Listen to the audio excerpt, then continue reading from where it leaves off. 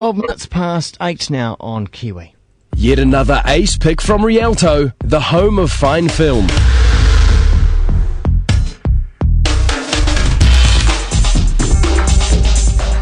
When I was a little girl, I'd spend hours just dreaming that someday I would go to strange, faraway places. Miss Amelia Earhart. Why do you want to fly? I want to be free.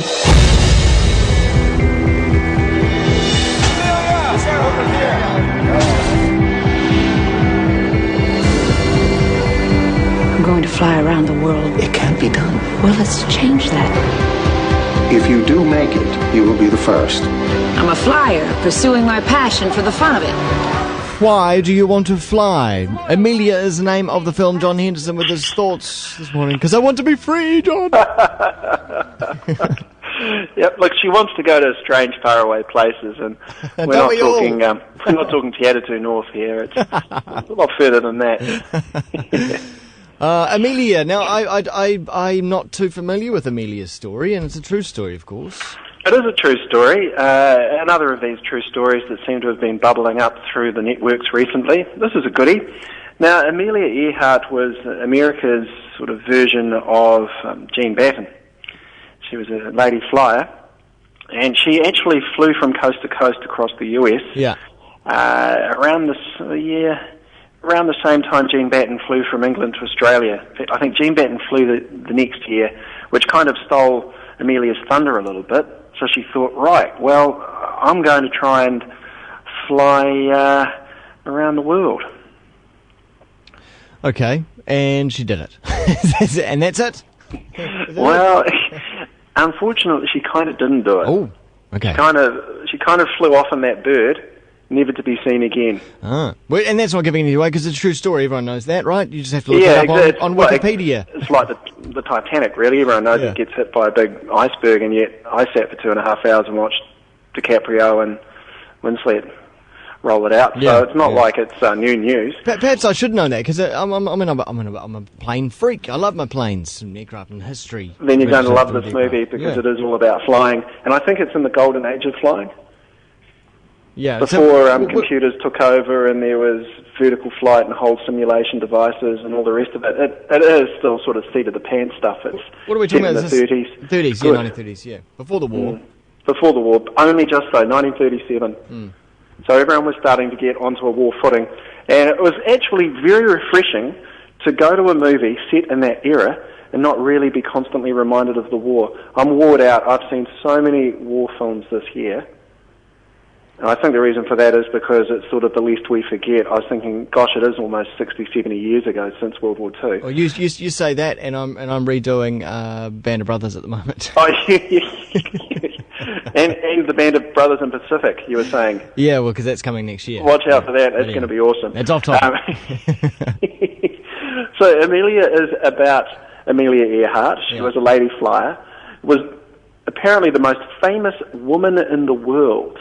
At the time. In 1937, which is when she disappeared. Yeah. Now, the funny thing is, they are not sure where she ended up, but there was an island somewhere, I think it's in the Pacific, and they found a shoe and a few other bits and pieces that potentially may have been hers. So she may have crashed into the sea, got to the island, and then died a slow and miserable death.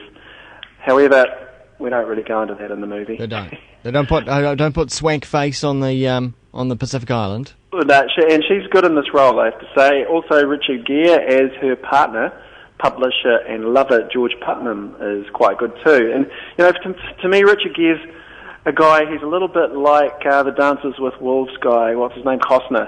They're from the same era, and they kind of both exude that sort of old world sort of charm / smulchiness where you're going, oh man, I've seen you in so many roles. He's actually quite different in this role. I found him to be very believable as her lover / publisher / partner. So Hillary's come a long way since, was it Karate Kid 3? Was she in Karate Kid 3 back? I'm sure she was. As a youngster? Yeah. It's a great movie. I remember the trailer line for that Karate Kid 3 movie, and it was, you had Mr. Miyagi or whatever his name was, and he's sitting there, and there's like stockings festooned around him, and he's looking around bewilderedly, and it was kind of like, this time all the rules are different, or something. Sure they are. And because he's training a girl to become the Karate Kid. Well, I think that applies to this movie, Amelia, because the rules are all different. For Amelia, she was a groundbreaker. She wanted to fly non-stop around the globe. She had a dream, as we heard in the trailer. She just wanted to be free to fly. And aviation is the triumph in this film. I mean, good acting, but a good story. Do we end up liking Amelia, or do we get hacked off with this earnest kind of, this woman who just wants to get out there and fly?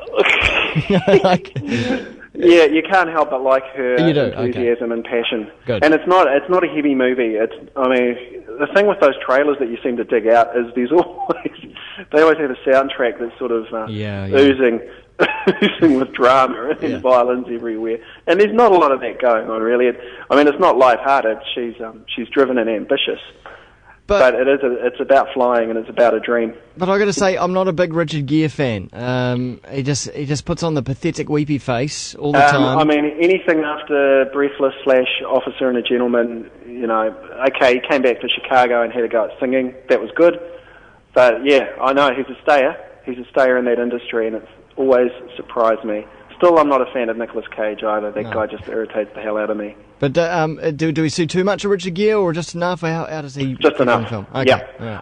He is quite pivotal in the movie. He is her promoter. He's trying to encourage interest in what she's trying to achieve. So you sort of see him in the background there working away, and also he's a confidant and a shoulder for her to lean on at times. And she's a quite, I wouldn't say she's fragile, she's freaking tough as old nails, but at the same time she's also a little bit, not broken, but at the same time her character isn't perfect. Ewan McGregor's sniffing around in there. He's in this too. Of course he is. All right, what would you give this out of 5? Oh, look, it's a nice, easy movie to watch. It's a great movie for early flight scenes, and I think it's just drifting in there around a 3.5 out of 5. There's nothing spectacular that really happens in this movie, but at the same time, they've taken a true story and they haven't over-dramatically Hollywooded it. Okay, it may sound like they do when she gives that little speech about, I just want to fly, but I think, she obviously did. I want to be free. She wanted to be free, Don't we all? All right, I'll leave you to be free, and we'll talk to you next week. Thanks very much. Thank you, Wammo. Take John care. Henderson. Cheers. I know I will. I'll go tell the world you're on your way.